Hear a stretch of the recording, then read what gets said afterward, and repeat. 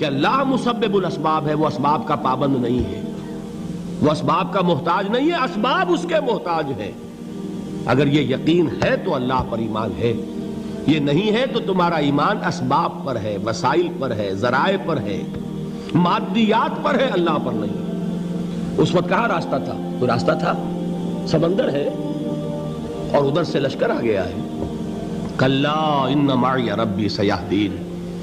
اب دیکھیے ایمان کہہ دینا آسان ہے، ہوا معکم اینما کنتم، جہاں کہیں بھی تم ہوتے ہو اللہ تمہارے ساتھ ہوتا ہے، لیکن اس کا یقین قائم ہو جائے تو زمین و آسمان کا فرق واقع ہو جائے۔ یہی بات ہوئی حضور کے ساتھ۔ غار ہے، چھپے ہوئے ہیں محمد الرسول اللہ اور آپ کے وہ یار غار ابو بکر صدیق رضی اللہ تعالی عنہ۔ اقبال نے حضرت ابو بکر کی شان میں چند اشعار کہے صرف، لیکن واقعہ یہ ہے کہ بھاری بھاری نظموں پر اور قصیدوں پر بھاری ہے، طویل ترین نظمیں اور قصیدے ہوں ان پر بھاری ہے۔ ہمت ابو بکر کی ہمت جو ہے، کشت ملت را جو ابر، جیسے بارش سے کھیتی اپجتی ہے، ابو بکر کی ہمت اور عزیمت اس امت کو اسی طرح سینچنے والی ہے۔ ثانیے اسلام و غار و بدر و قبر، وہ دوسرے تھے اسلام میں، دوسرے پہلے کون تھے؟ انا اول المومنین، حضور فرماتے ہیں سب سے پہلا ایمان لانے والا میں، دوسرے ابو بکر۔ ویسے ہمارے ہاں یہ چلتا ہے اختلاف، حضرت علی پہلے ہیں کہ حضرت ابو بکر پہلے ہیں، لیکن اس میں بڑی خوبصورت تطبیق قائم کی ہے علماء نے اور بہت صحیح ہے۔ چار کے بارے میں فیصلہ ہی مت کرو کہ کون پہلے ہے، ان کی ایک عجیب تقسیم کر دی ہے۔ آزاد مردوں میں، بالغ مردوں میں سب سے پہلے ابو بکر، بچوں میں سب سے پہلے علی، خواتین میں سب سے پہلے خدیجہ، اور غلاموں میں سب سے پہلے زید ابن حارثہ۔ بڑی پیاری تقسیم ہے، یہ چاروں ہی پہلے ہیں، ہر ایک کے لیے اولیت ہے۔ اور واقعہ یہ ہے کہ اگر زمانی اعتبار سے تعین ہوگا تو پہلے خدیجۃ الکبریٰ آئیں گی رضی اللہ تعالی عنہ، کسی اور سے بات کرنے کی نوبت بعد میں آ سکتی ہے، پہلے تو اہلیہ محترمہ سے بات ہوئی، آتے ہی پہلی وحی ہوئی ہے، ابھی تبلیغ کا حکم نہیں تھا۔ کس کو بتایا واقعہ؟ ابھی اپنی نبوت کی تبلیغ کا تو حکم ہی نہیں آیا۔ واقعہ کس کا ہے؟ وہ خدیجہ کا ہے۔ جب کہا ہے کہ خشیت علی نفسی، مجھے اپنی جان کا اندیشہ ہے، تو کیا جواب دیا خدیجہ نے رضی اللہ تعالی عنہا؟ وہ صدیقۃ الکبریٰ ہے، صدیقات جو ہیں خواتین ان میں چوٹی پر خدیجۃ الکبریٰ ہے رضی اللہ تعالی عنہا، اور صدیق جو مرد ہیں ان میں صدیق اکبر ہے ابو بکر صدیق رضی اللہ تعالی عنہ، لیکن صدیقات میں چوٹی پر۔ جب حضور نے فرمایا خشیت علی نفسی، کیا فرمایا، کیا عرض کیا، کیسے تسلی دی؟ نہیں نہیں، اللہ آپ کو ضائع نہیں کرے گا، آپ غریبوں کے ہمدرد ہیں، آپ مساکین کے تکالیف رفع کرنے والے ہیں، آپ بیواؤں کی سرپرستی کرتے ہیں، آپ مسافروں کی خدمت کرتے ہیں، اللہ آپ کو ضائع نہیں کرے گا۔ یہ یقین ہے اس خاتون کے اندر۔ خیر وہ ایک علیحدہ بات ہو جائے گی۔ میرے دل پر حضرت خدیجہ رضی اللہ تعالیٰ عنہ کی شخصیت کا بڑا گہرا نقش ہے، جو وہ کوئی اور ہی وقت اور موقع ہوا تو بیان ہوگا۔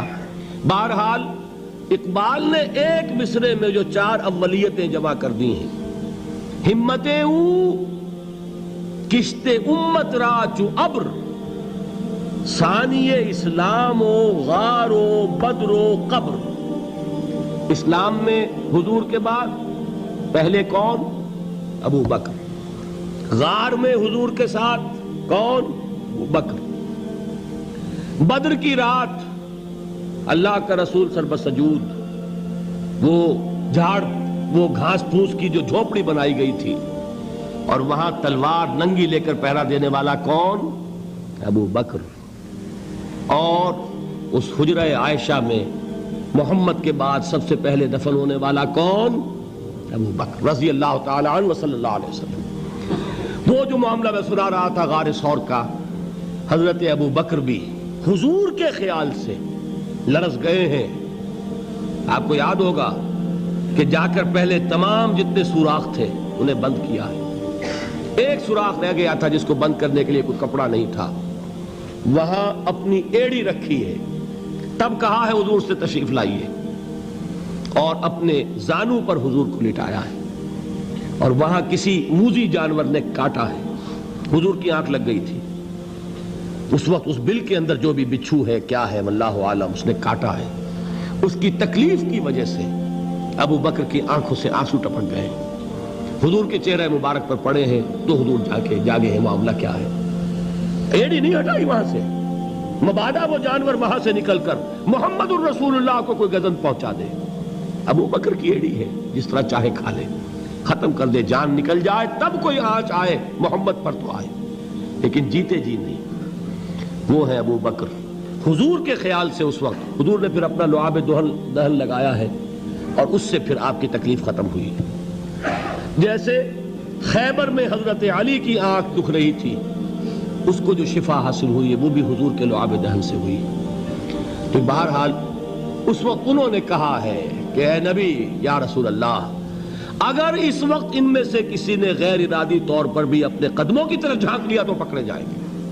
کیا جواب تھا اللہ کے رسول کا؟ لا تحزن ان اللہ معنا.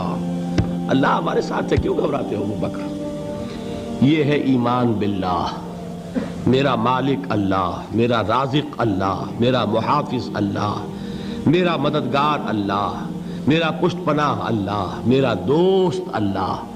یہ دوستی ہے اللہ کی جو لب لباب ہے, حاصل ہے ایمان کا. اسی کا نام ولایت ہے. اولیاء اللہ کے سروں پر سینگ نہیں ہوتے. جس کے دل میں ایمان راسخ ہو چکا ہو وہی اللہ کا ولی ہے. جسے اللہ پر یقین ہو چکا ہے وہی اللہ کا ولی ہے. جسے یقین ہے اللہ میرے ساتھ ہے, میرا مددگار, میرا پشت پناہ, میرا ساتھی, میرا دوست, میرا محبوب, میرا محب. اللہ اہل ایمان سے محبت کرتا ہے. واللہ یحب الصادقین. ان اللہ یحب الذین یقاتلون فی سبیلہ صفا کانہم بنیان مرصوص. اللہ محبت کرنے والا, اہل ایمان محبوب, اور اہل ایمان محبت کرنے والے اللہ محبوب. والذین آمنوا اشد حبا للہ. آپ تصور کیجئے جسے یہ رشتہ ایمان یا رشتہ ولایت حاصل ہو جائے, الا ان اولیاء اللہ لا خوف علیہم ولا هم یحزنون. آگاہ ہو جاؤ, اللہ کے دوستوں کے لیے نہ کوئی خوف ہے نہ کوئی حزن ہے.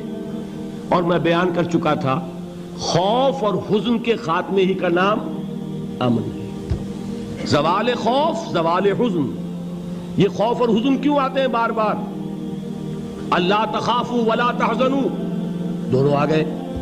الا ان اولیاء اللہ لا خوف علیہم ولا هم یحزنون, پھر وہی دو. وہ کیوں ہے؟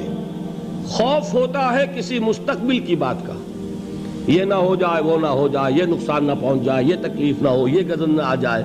خوف ہے مستقبل سے. حزن ہے یہ کیوں ہوا, یہ نہیں ہونا چاہیے تھا, یہ میرا فلاں چیز میرے ہاتھ سے جاتی رہی ہے, فلاں موقع نکل گیا, اب بیٹھے ہوئے ہیں اندر ہی اندر کڑ رہے ہیں, صدمہ ہے اور رنج ہے. اور جو اللہ پر ایمان رکھتا ہے وہ جانتا ہے ما اصاب من مصیبت فی الارض ولا فی انفسکم الا فی کتاب من قبل ان نبرأها ان ذلک علی اللہ یسیر لکی لا تعصوا علی ما فاتکم ولا تفرحوا بما آتاکم واللہ لا يحب كل مختال فخور.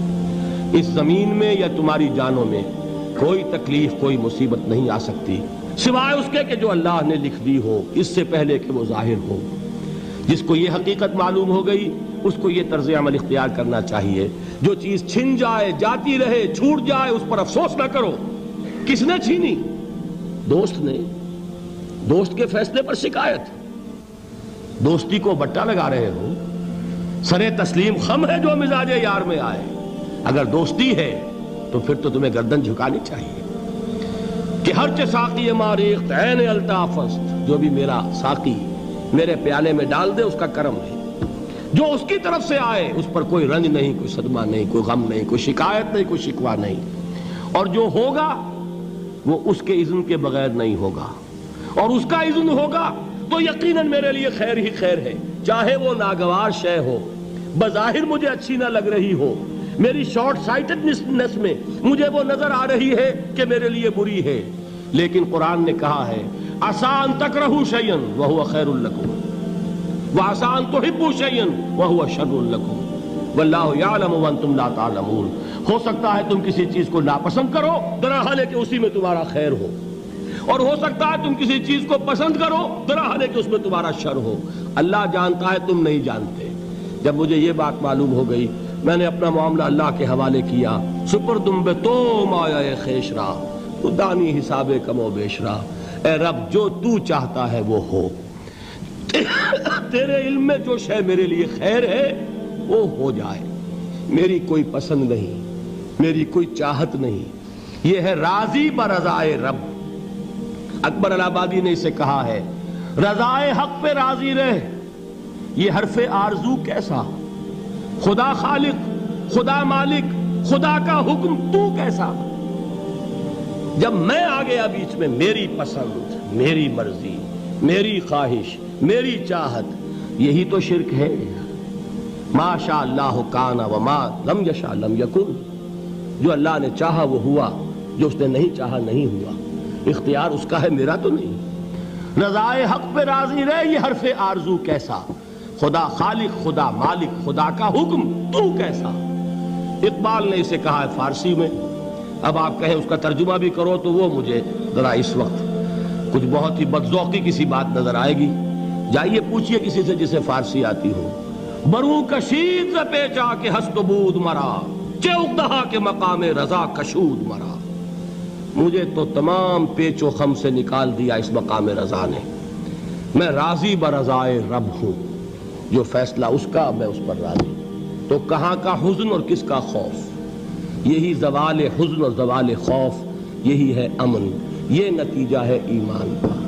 تو جان لیجئے یہ ہے لب لباب، یہ ہے حاصل ایمان کا۔ یہ ہے تو ایمان ہے، یہ نہیں ہے تو ایمان نہیں۔